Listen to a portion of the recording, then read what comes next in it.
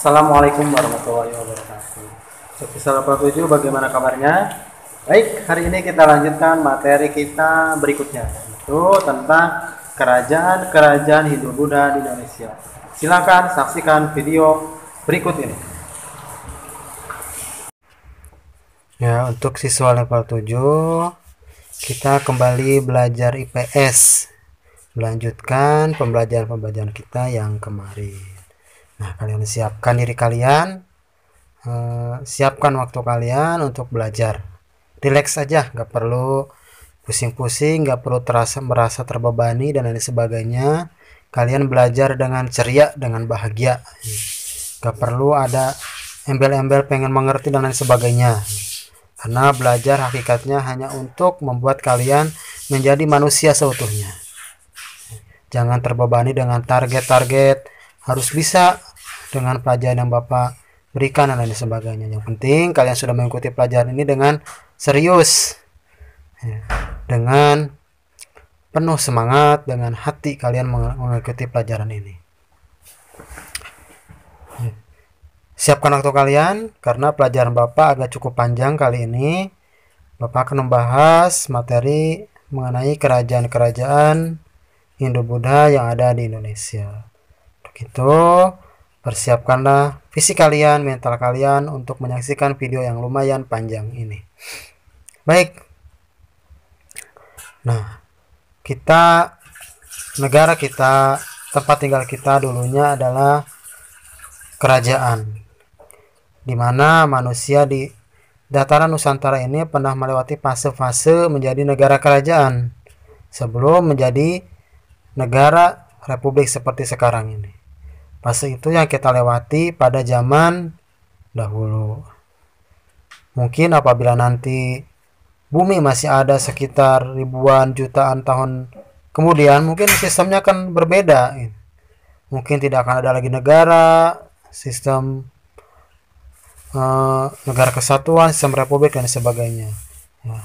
Karena dahulu pun kita berbentuk kerajaan, bukan negara.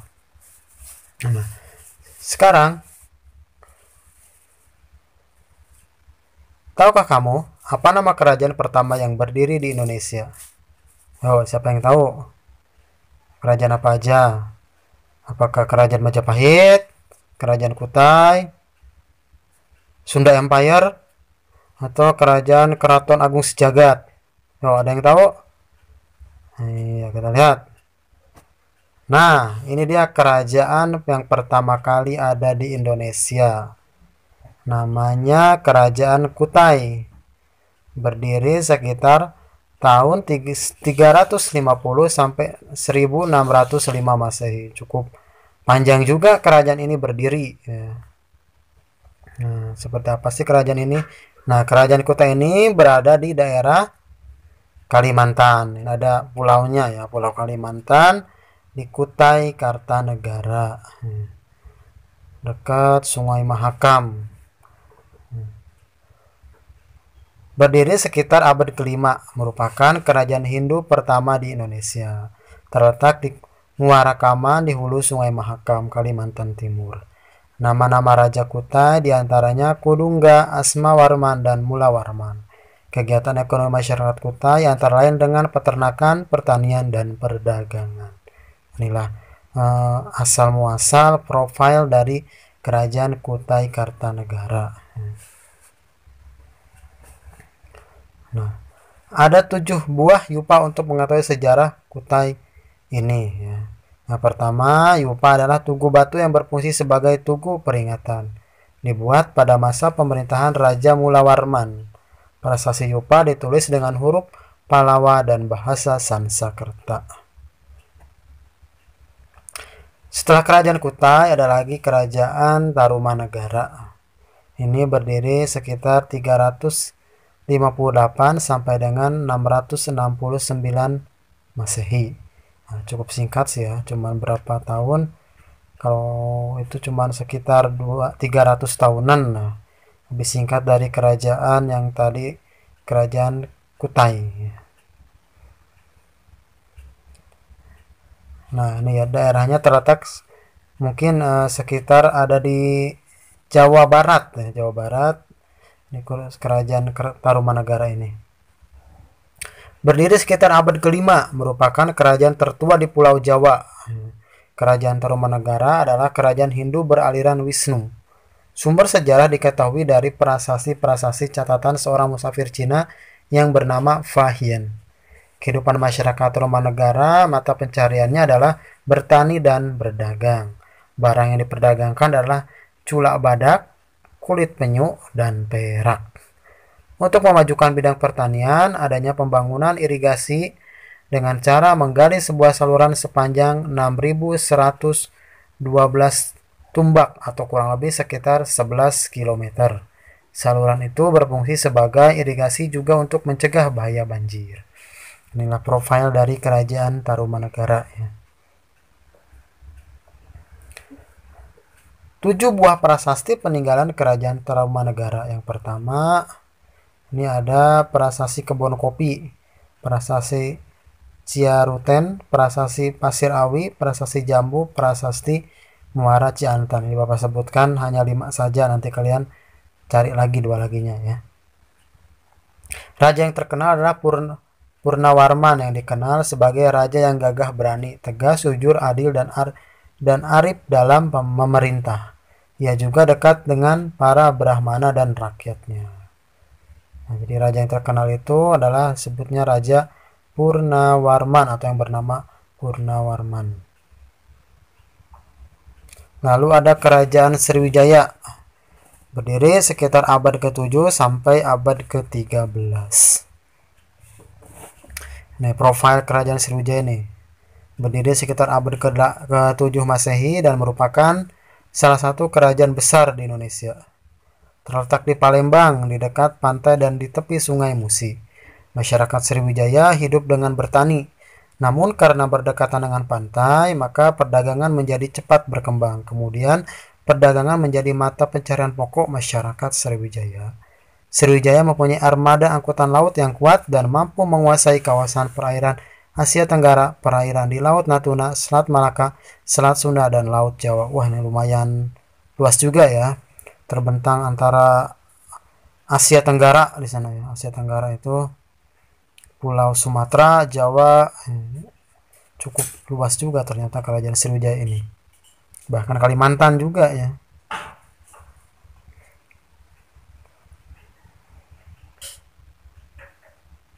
Nah, ini adalah peninggalannya. Sumber sejarah yang diperoleh dari seorang pendeta Cina, I Xing, dan prasasti yang berasal dari dalam negeri maupun dari luar negeri. Yang diantaranya yang pertama, ini prasasti dari dalam negeri ada prasasti Kedukan Bukit, Talang Tuo, Talaga Batu, Kota Kapur, Karang Berahi, Palas Pasema Amogahapasa. Susah banget namanya ya. Kalau dari prasasti luar negeri itu prasasti Ligor, prasasti Nalanda, prasasti Canton, Gerahi, dan Jaya. Peninggalan dari kerajaan Sriwijaya nih, seperti ini prasastinya. Lalu raja yang terkenal dari kerajaan Sriwijaya adalah Bala Putra Dewa. Bala Putra Dewa. Ia memerintah sekitar abad ke-9 Masehi. Pada abad ke-11, kerajaan Sriwijaya mulai mundur disebabkan dengan adanya penyerbuan besar-besaran ke wilayah Sriwijaya oleh Raja Rajendra Chola dari Chola Mandala, India. Jauh juga ya.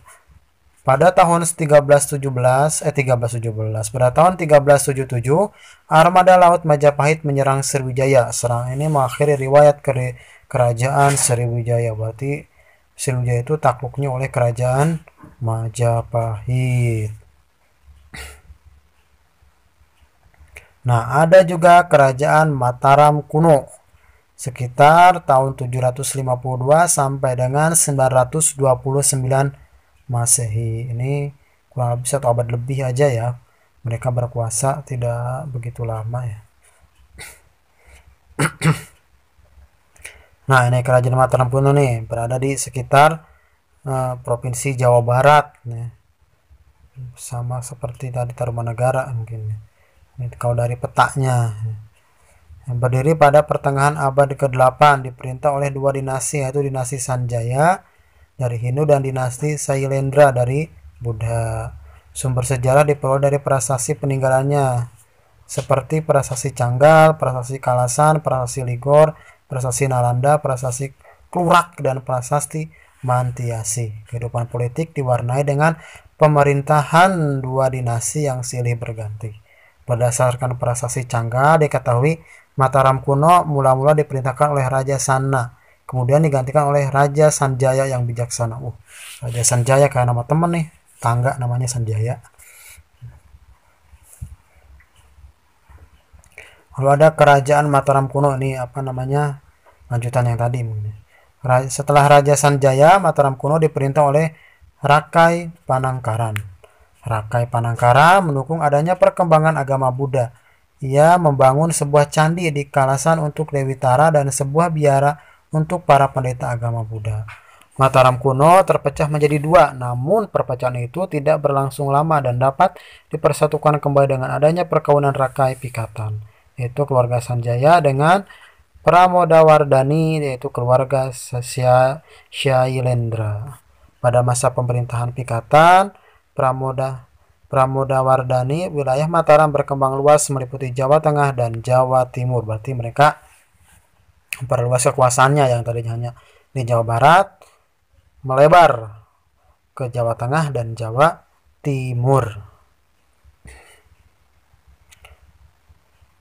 Dyah Balitung memerintah pada tahun 898 sampai dengan 911 Masehi, yang membawa Mataram kuno mencapai puncak kejayaan. Raja Daksa memerintah tahun 910 sampai dengan 919 Masehi. Raja Tulodong memerintah tahun 919 sampai dengan 924 Masehi. Sri Maharaja Rakai Wawa memerintah tahun 924 sampai dengan 929 Masehi. Sedangkan Empu Sintok memindahkan pusat kerajaan ke Jawa Timur setelah meletusnya gunung berapi dan penyerangan oleh kerajaan Sriwijaya.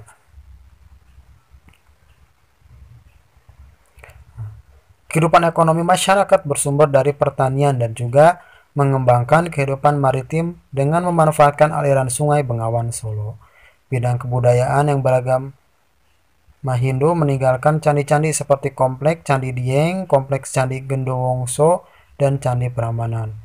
Yang beragama Buddha meninggalkan stupa seperti Borobudur, Mendut, dan Pawon. Jadi yang Hindu itu ninggalinnya candi-candi, ya, yang beragama Buddha ninggalinnya seperti Borobudur, Mendut, dan Pawon. Lalu ada kerajaan Medang. Medang apa Medang? Medang gitu ya. Tahun 929 sampai dengan 1045 Masehi. Wow, ini prasastinya ya. Ini ada gambarnya nih. Seperti roket nih. Keren. Empu Sintok adalah pendiri dinasti Isyana, kerajaan Mataram periode Jawa Timur. Sekaligus sebagai raja pertama bergelar Sri Maharaja Rakai Hino Sri Isana Wikrama Dharma Tunggadewa. Terletak di dekat Jombang di tepi Sungai Brantas. Ada prasastinya di sini. Prasasti Pucangan, Anjuk Ladang Prada, Limus, Siraketing, Gurara, Semangaka, Silet, Turun Hyang, Gandawakuti, dan sumber lainnya yang dari Cina dan India. Ini digambar ini adalah prasasti Anjuk Ladang Prada.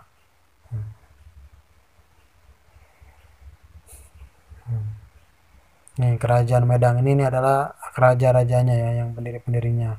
Ada Empu Sindok tahun 929 sampai 948 Masehi. Lalu ada Sri Isyana Tunggawijaya, Sri Makutawang Swardana, Sri Dharma Wangsa Teguh Anantawikrama, dan Airlangga.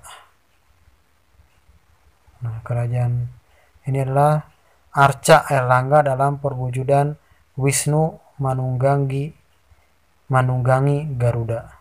Kayak burung Garuda nih, burung Garuda zaman dulu nih arcanya nih ya. Keren. Ini daerah kekuasaan Medang, ya. Itu sekitar Jawa Tengah sampai Jawa Timur. Ya, cukup luas juga nih daerah kekuasaannya. Termasuk di sana ada Madura juga ya.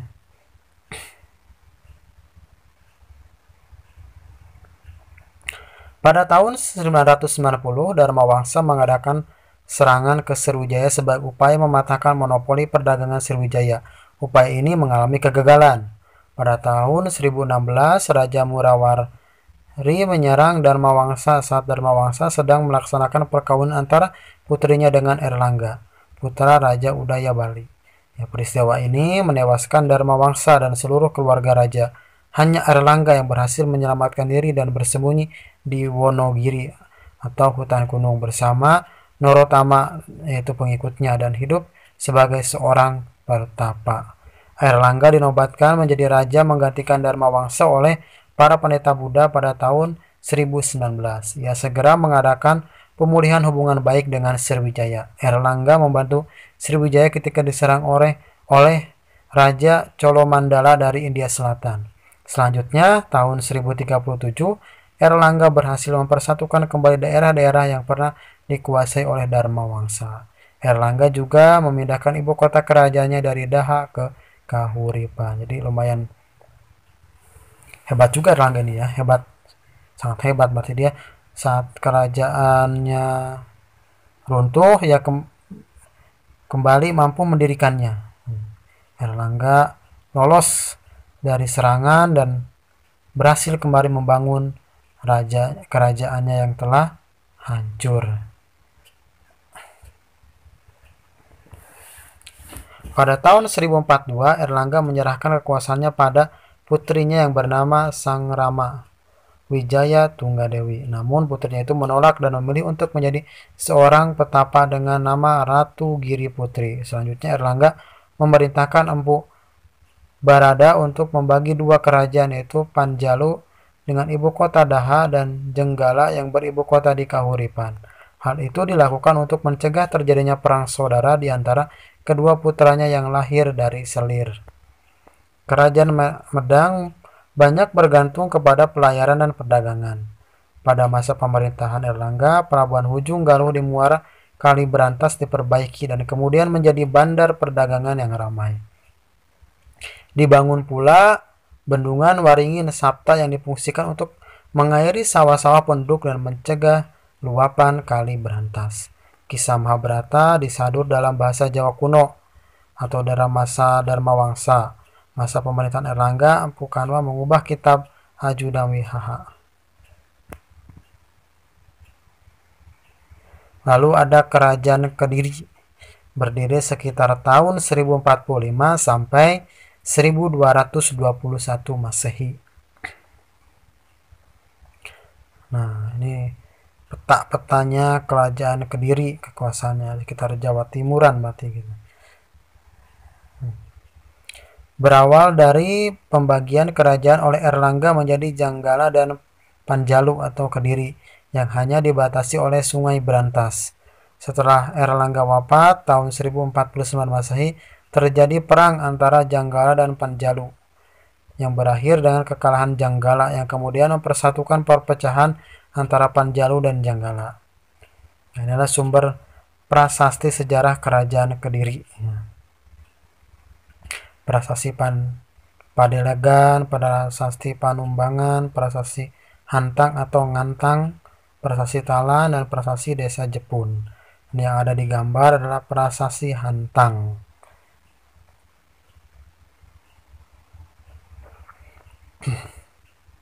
Ada beberapa raja yang memerintah di Kediri. Ada Raja Jayawarsa, Jayabaya, Sarwewara, Gandara, Kameswara, Kertajaya. Kehidupan ekonomi, hasil utama pertanian adalah beras. Pelayaran armada Laut Kediri yang cukup tangguh. Benda-benda yang diperdagangkan adalah emas, perak, gading, kayu cendana, dan hasil bumi lainnya. Perkembangan seni, dituliskan kitab sastra, kitab Baratayuda, kitab Krisnayana, kitab Samardahana, dan kitab Lubdaka. Ini yang ada di gambar adalah kitab Batara Yuda.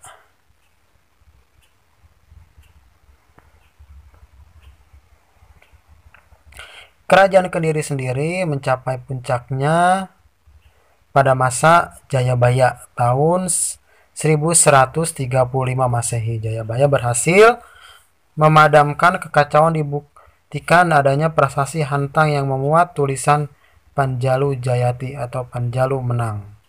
Ini foto dari Raja Jayabaya ya. Sangat gagah ya rajanya ya. Berwibawa sekali. Namun seperti kerajaan-kerajaan yang lain, kerajaan Kediri pun akhirnya juga berakhir ya. Kekuasaan kerajaan Kediri berakhir pada masa Kertajaya. Pada masa Kertajaya terjadi pertentangan karena raja berlaku sombong dan berani melanggar adat. Para Brahmana mencari perlindungan kepada Ken Arok, penguasa di Tumapel pada tahun 1222 Masehi. Ken Arok menyerang dan mengalahkan Kediri. Jadi kalau rajanya tamak, sombong, ya akan runtuh juga rajanya ya. Seperti kalian ya, kalian jangan sombong. Kalau nanti kalian menjadi pejabat, menjadi pemerintah, menjadi presiden misalnya suatu saat nanti, jangan sombong. Kalau sombong nanti akan jatuh seperti raja pada masa Kertajaya ini ya. Mereka sombong dan berlaku semena-mena, akhirnya mereka jatuh. Lalu ada kerajaan Singosari atau kerajaan Singasari kalau tulisannya di sini ya. Itu sekitar tahun 1222 Masehi sampai dengan 1292 Masehi. Nah, ini peta penyebaran kerajaan Singasari.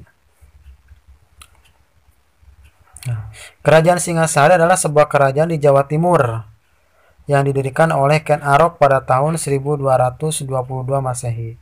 Sumber sejarah diperoleh dari kitab Pararaton, kitab Negara Kertagama, dan beberapa prasasti seperti Prasasti Balawi, Maribong, Kusmala, dan Muala Malurung.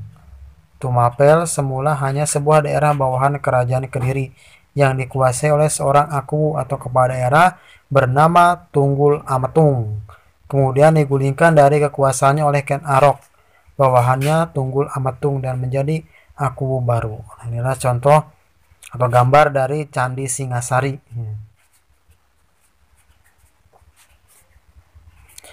Pada saat Ken Arok menguasai Tumapel, di kerajaan Kediri terjadi perselisihan antara Raja Kertajaya dan para Brahmana.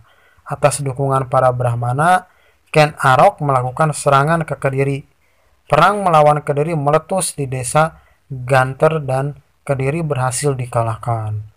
Ken Arok mendirikan kerajaan Singasari dan menjadi raja pertama dengan gelar Sri Rangga Rajasa Sang Amur Wabumi. Ini patung Ken Arok ya.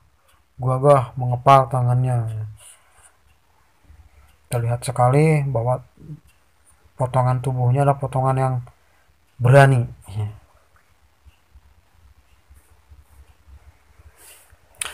Kerajaan Singasari mencapai puncak kejayaannya pada masa pemerintahan Kertanegara. Kertanegara berhasil memperluas kekuasaan ke beberapa daerah, diantaranya Bali, Kalimantan Barat Daya, Maluku, Sunda, dan Pahang.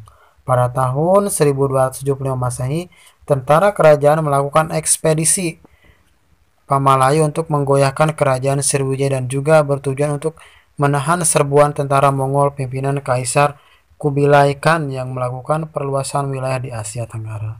Kubilai Khan mengirim armada Mongol ke Pulau Jawa untuk menaklukkan Kertanegara. Sebagai persiapan, Kertanegara mengirim bala tentaranya ke luar Jawa. Perang ini tidak terjadi karena Kertanegara telah meninggal pada tahun 1292 Masehi akibat serangan dari Jayakatwang, keturunan Raja Kediri. Kehidupan ekonomi kerajaan Singasari bersumber dari pertanian dan perdagangan. Nah, sampai juga nih di kerajaan Majapahit. Itu sekitar periode tahun 1293 sampai dengan 1500 Masehi. Nih, kerajaan Majapahit. Wah, ini kerajaan yang paling berwibawa ya, menguasai hampir seluruh daerah Nusantara. Atau hampir seluruh Nusantara, ini udah seluruhnya kali ya. seluruh negara Indonesia pun merupakan bagian dari kerajaan Majapahit ini. Makanya Indonesia ini merupakan negara yang paling banyak dulunya itu bekas kerajaan Majapahit. Luas sekali, kerajaan yang sangat berwibawa, menguasai dari Sabang sampai Merauke, bahkan Malaysia, Thailand juga dulunya adalah merupakan kerajaan Majapahit. Berdasar ini peta wilayahnya kekuasaannya berdasarkan Nagarekertagama.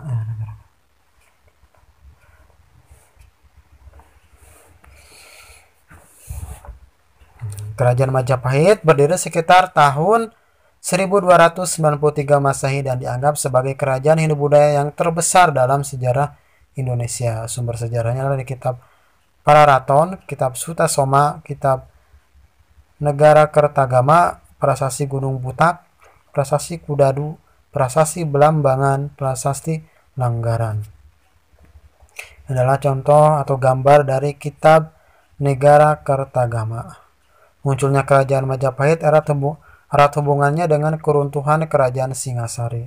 Raden Wijaya merupakan menantu Kertanegara yang berhasil meloloskan diri dan mendapat pertolongan dari Arya Wiraraja, Bupati Sumenep, agar mendapat pengampunan dari Jayakatwang dan diberi tanah di hutan tarik dekat Mojokerto. Daerah tersebut kemudian diberi nama Majapahit.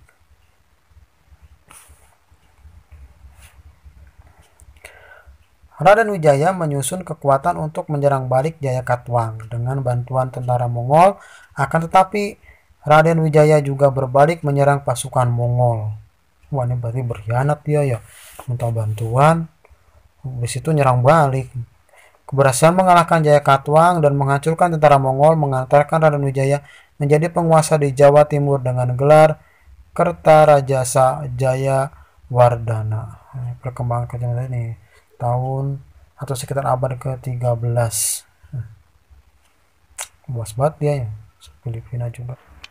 Kerajaan Majapahit mencapai puncak kejayaan pada masa Hayam Wuruk, yaitu tahun 1350 sampai 1389 Masehi, yang dibantu oleh Gajah Mada.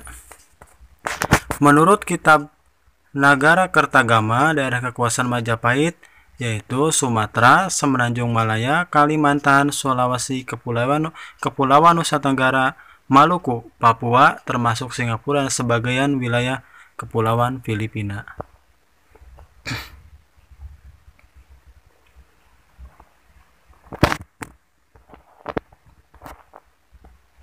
Dalam bidang ekonomi, Majapahit berkembang menjadi negara agraris dan negara maritim.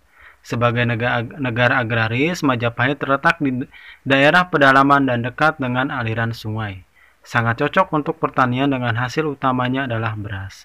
Untuk meningkatkan pertanian, dilakukan pembuatan saluran pengairan, bendungan, dan pemanfaatan lahan pertanian secara bergiliran.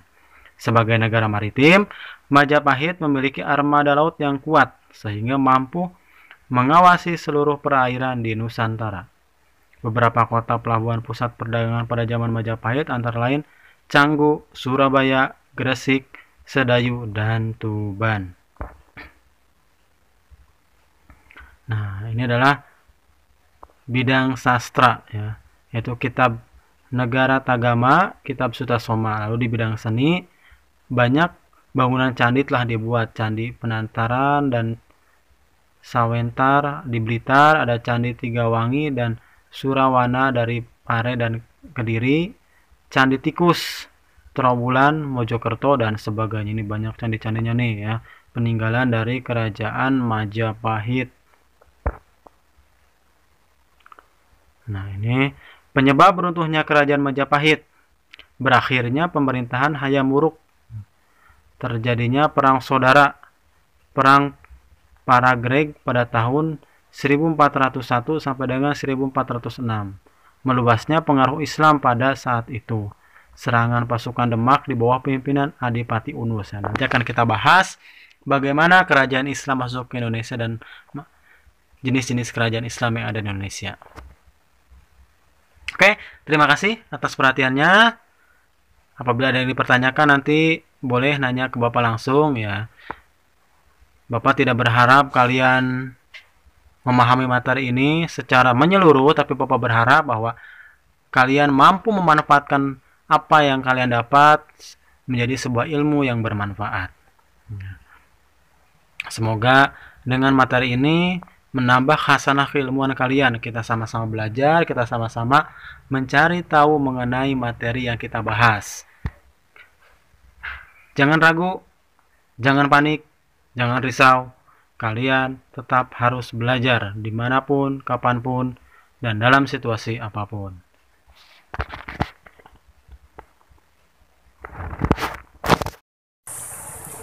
Terima kasih telah menyaksikan videonya. Mudah-mudahan videonya bermanfaat. Jangan lupa, apabila ada materi yang tidak kalian pahami, silahkan ditanyakan via Japri.